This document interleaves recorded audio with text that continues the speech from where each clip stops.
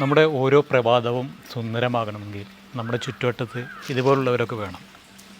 ഇതുണ്ടല്ലേ, നമുക്കവർക്ക് മത്സ്യങ്ങൾക്ക് തീറ്റ കൊടുക്കുമ്പോൾ അവരത് ഭക്ഷിക്കുന്നതും ആ അമോണിയ അടങ്ങിയ വെള്ളം ഉപയോഗിച്ചിട്ട് ഇതുപോലെ നമുക്ക് ധാരാളം പച്ചക്കറികളൊക്കെ ഉണ്ടാക്കുക, അതും കല്ലുകളിൽ മണ്ണില്ലാതെ. ഇതൊക്കെയാണ് നമ്മുടെ മക്കൾക്ക് നമ്മൾ കാണിച്ചു കൊടുക്കേണ്ടത്. ചെറുപ്രായത്തിൽ തന്നെ നമ്മുടെ മക്കൾക്ക് നമ്മുടെ ചുറ്റുവട്ടത്ത് ഇങ്ങനെയുള്ള മത്സ്യങ്ങളും മറ്റ് മൃഗങ്ങളൊക്കെ ഉണ്ടെങ്കിൽ അവർ ഇതേപോലെ അതിന് ഭക്ഷണം കൊടുക്കാനും അവർക്ക് മാനസികമായ സന്തോഷം കിട്ടാനും മറ്റുള്ള കാര്യങ്ങളിൽ നിന്നൊക്കെ കുറച്ച് മാറ്റങ്ങൾ വന്ന് ഇതിലേക്ക് കൂടുതൽ ആകർഷിക്കാനൊക്കെ നല്ലത് ഇങ്ങനെയുള്ള ജീവികൾ നമ്മുടെ ചുറ്റുവട്ടത്ത് വേണം. അതുപോലെ നമ്മുടെ മക്കളെ ഒരു കാരണവശാലും പുറത്തേക്ക് പ്ലാസ്റ്റിക്കുകളോ മറ്റോ വലിച്ചെറിയാനുള്ള ഒരു സാഹചര്യം ഉണ്ടാക്കി കൊടുക്കരുത്.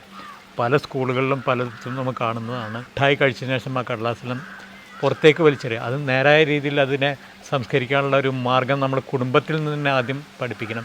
അതിനുശേഷം നമ്മൾ എല്ലാവരും സ്കൂളിലെ ടീച്ചർമാരൊക്കെ ഇത് വളരെ ശ്രദ്ധിക്കേണ്ട കാര്യമാണ്. നമ്മൾ മക്കളെ പ്ലാസ്റ്റിക് കടലാസുകൾ അലക്ഷ്യമായിട്ട് വലിച്ചെറിയാതെ ഒരു ഡ്രമ്മിൽ അവരെ ഇടാൻ പ്രോത്സാഹിപ്പിക്കുക. അതിന് വേണ്ട ഒരു ബാസ്ക്കറ്റുകൾ ഇടയ്ക്കിടയ്ക്ക് വെച്ച് കൊടുക്കുക, എന്നിട്ട് അതിലിടാൻ വേണ്ടിയിട്ടുള്ള ഒരു സാഹചര്യം ഒരുക്കി കൊടുക്കുക. അങ്ങനെ പ്രവർത്തിച്ച് വളരുന്ന മക്കളാണ് നമ്മുടെ നാടിന് ആവശ്യം. അങ്ങനെയാണെങ്കിൽ മാത്രമാണ് നമുക്ക് നല്ലത് ഭക്ഷിക്കാനും നമ്മുടെ നാടിന് വേണ്ട പുരോഗതിയും നമ്മുടെ നാടിന് സമ്പൽ സമൃദ്ധിയൊക്കെ ഉണ്ടാവാൻ സാധിക്കുകയുള്ളൂ.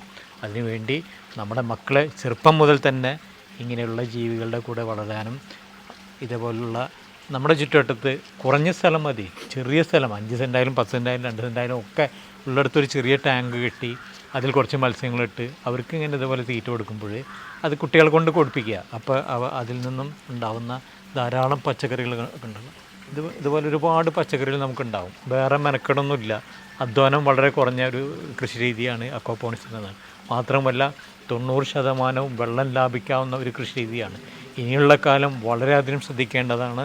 നമ്മുടെ വെള്ളത്തിൻ്റെ ലഭ്യത വളരെയധികം കുറഞ്ഞുകൊണ്ടിരിക്കുന്ന സാഹചര്യമാണ്. അപ്പം നിർബന്ധമായും നമ്മുടെ കൃഷി രീതികൾ ഈ രീതിയിലേക്ക് മാറ്റേണ്ടത് അനിവാര്യമാണ്. അതിനുവേണ്ടി എല്ലാവരും ആത്മാർത്ഥമായി പ്രവർത്തിക്കണം.